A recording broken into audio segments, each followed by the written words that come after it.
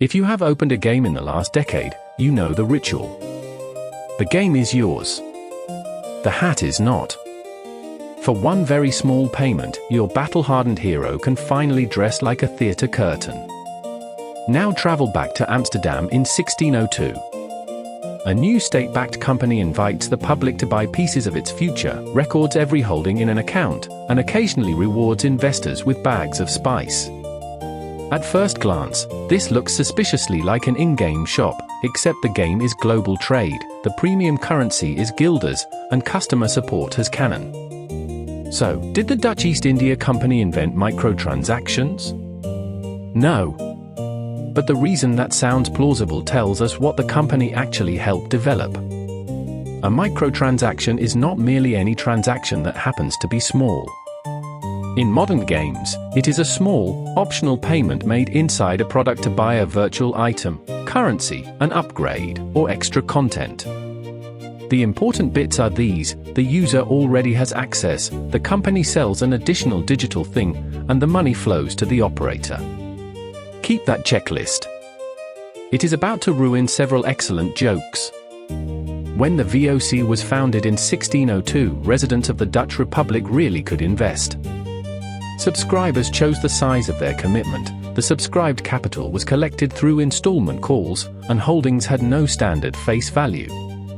They could later be sold, exchanged, or pledged, with transfers recorded by a company bookkeeper and witnessed by directors. The Amsterdam subscription book shows a startling range. Merchant Isaac Lemay put in 85,000 guilders. A servant named Dig Numjons invested 50. Gregan Dirks, the daughter of a mayor's maid, invested 60. That sounds wonderfully micro. It was also equity. Each investor bought a claim on a real company and its future distributions. Nobody unlocked a faster ship.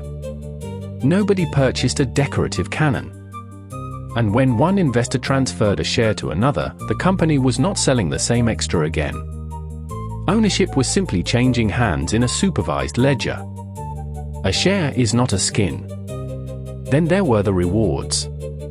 Starting in 1610, the VOC declared enormous early dividends, mostly in kind, mace and pepper, followed later by nutmeg, with only a small cash portion. This was less a loot box than the world's most inconvenient supermarket voucher.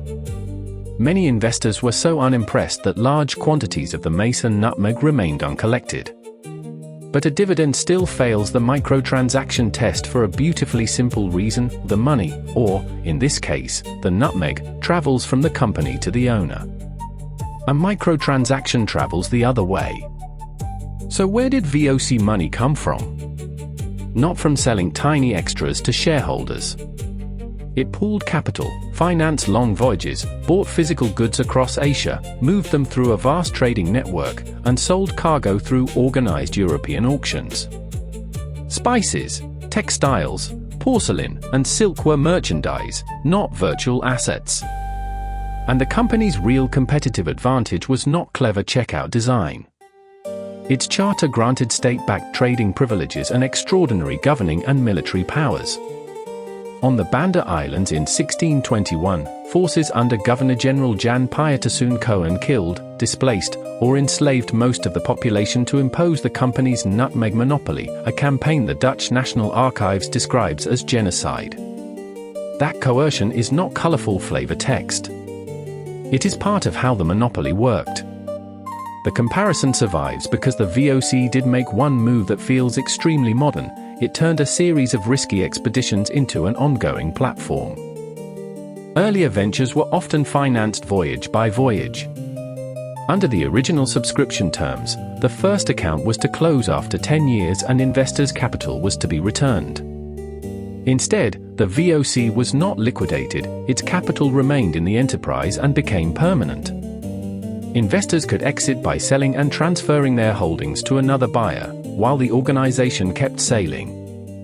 In modern language, the voyage stopped being a one-off release and became a live service. Still not a subscription. Still not an in-app purchase. but absolutely a major step towards the durable corporation, transferable ownership, separate managers and investors, and capital that outlived any single ship. So, did the Dutch East India Company invent microtransactions? No. Modern microtransactions are small payments inside digital products, usually for virtual goods, upgrades, or currency. VOC shares were investments. Its SPICE dividends were payouts. Its auction sold physical cargo. And its power came from capital, logistics, monopoly, and force, not optional cosmetics. What the VOC helped pioneer was arguably more consequential: a corporation that could gather money from people with radically different means, keep that capital working for years, and let ownership trade around it. The Dutch did not invent the £5 hat. They helped build the corporate machinery that could eventually sell it to millions.